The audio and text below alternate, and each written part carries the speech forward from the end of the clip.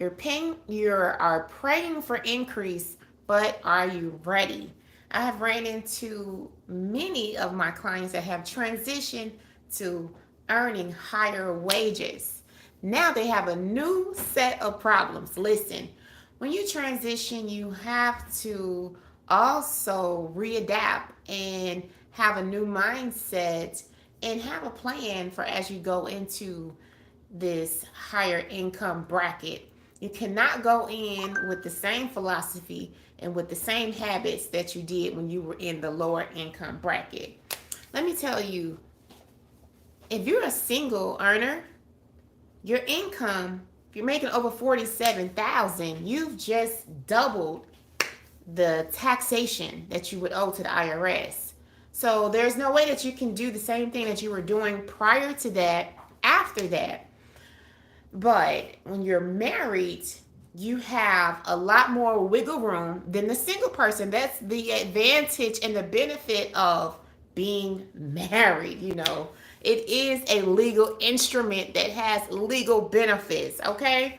So, listen, come on, it just frustrates me when I'm doing a tax strategy and the main issue they're saying is like, hey, I gotta be doing something wrong. Something's not right. I'm paying all of these additional taxes. Like this year, I owed 5,500. I had another client that owed 25,000.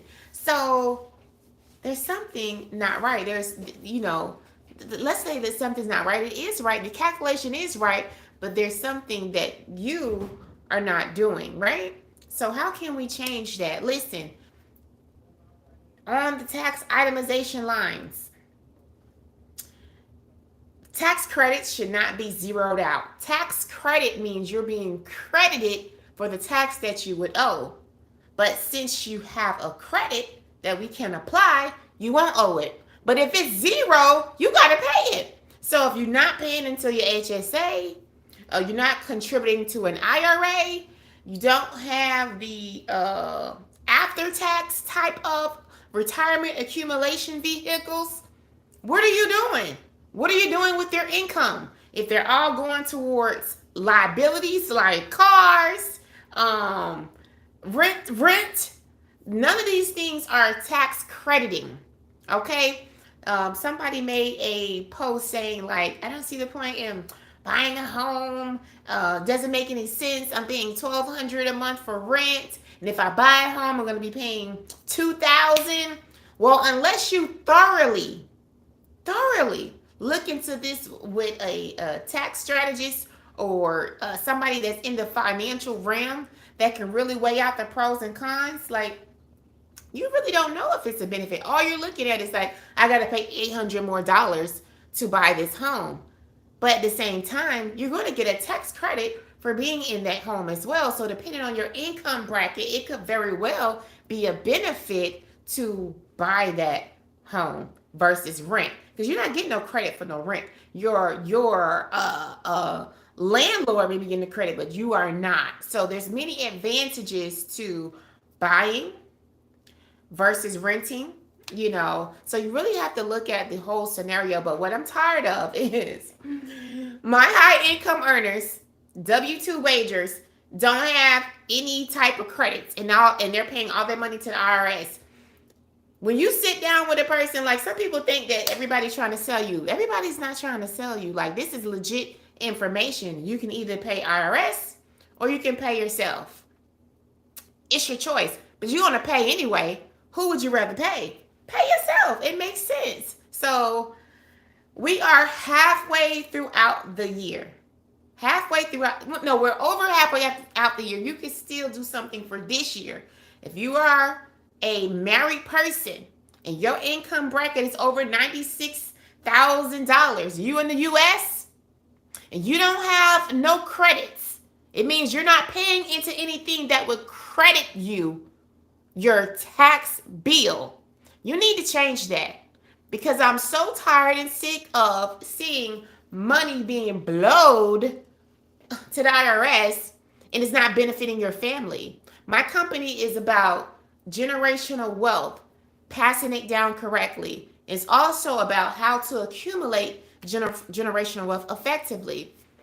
Paying IRS is not a part of that. So, few things that you could do to lower your tax bill. You can invest into your own company as a partner, um, as a passive person.